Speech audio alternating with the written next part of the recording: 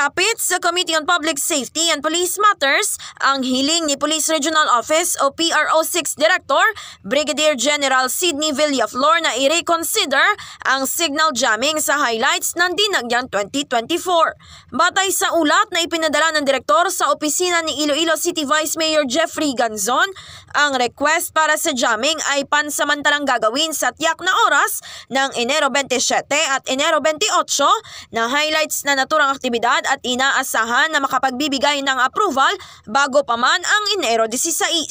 Ayon kay Vice Mayor Ganzon, matapos nito matanggap ang sulat mula sa opisina ng direktor, agad itong nagpadala ng imbitasyon sa direktor o kahit sinong kinatawan nito sa sesyon ng konseho, ngunit walang sino man ang dumalo.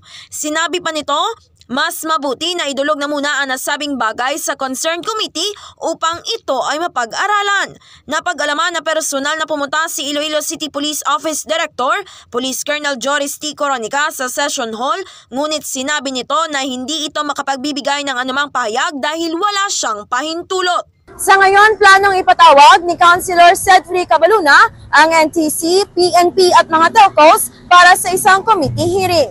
Ito si K5, Nicole Castañeda Tiprado para sa Kampiyon na Serbisyo Publiko at Kasiyahan sa Iloilo, ang Kampiyon na Estasyon. K5 News FM. This news is brought to you by: do you feel tired all the time? Do you have frequent infections? Do you have always cold? It's a sign of low immune system. Boost your immune system with Clinica D3 Bio, antibacterial, natural antioxidant, immune system booster. Clinica D3 Bio has vitamin D3, lauric acid, and monolurine to fight against all viruses. Try Clinica Vitamin D3 with Coccus nocifera.